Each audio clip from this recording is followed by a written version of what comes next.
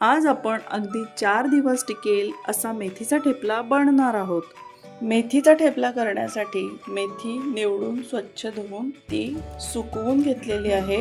मेथीची देठं अजिबात घ्यायची नाही, फक्त पानं आपण घेऊया, म्हणजे ठेपला लाटताना आपल्याला त्रास होत नाही। मेथीचा ठेपला बनवण्यासाठी आपण एक छोटंसं वाटण करून घेणार आहोत। 3 ते 4 हिरव्या मिरच्या, 1 ते 1.5 इंच आलं, 8 ते 10 लसणाच्या पाकळ्या आणि पाव चमचा जिरं। लसूण तुम्हाला आवडत असेल तर तुम्ही वाटणामध्ये घालू शकता।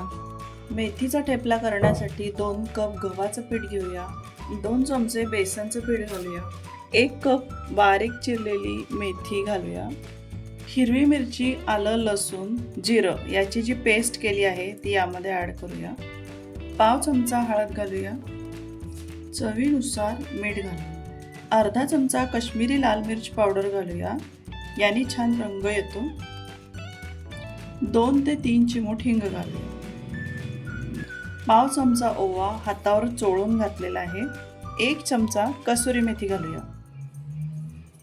1 ते 1.5 पळी तेल घालूया। जर आपण छोटा चमचा यूज करत असेल तर 3 ते 4 चमचे तेल घालूया। वरील सगळं साहित्य आपण हाताने व्यवस्थित मिक्स करून घ्यायचं। मेथीला पिठामध्ये व्यवस्थित चोळून घेऊया, जेणेकरून मेथीच्या पाण्यामध्ये पीठ भिजेल। आणि आता आपण गोळा मळताना जसं जसं पाण्याची गरज लागेल तसं तसं पाणी वापरून आपण पिठाचा गोळा मळूया।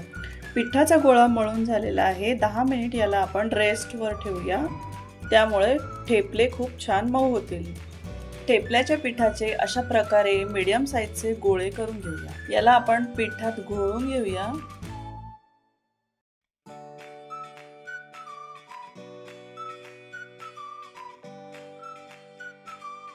अशा प्रकारे पातळ असा मेथीचा ठेपला आपण लाटून घेऊया।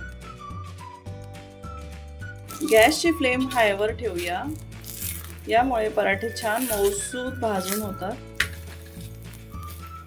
दोनही बाजूंनी अशा प्रकारे तेल लावून आपण मेथीचे ठेपले व्यवस्थित भाजून घेऊया। गॅसची फ्लेम हायवर ठेवल्याने मेथीचे ठेपले मऊसूत होतात। अशा प्रकारे आणखी ठेपले आपण भाजून घेऊया। तुम्ही एखाद्या ट्रिपला किंवा प्रवासासाठी जाणार असेल तरीही असा मेथीचा ठेपला नक्कीच करून पहा।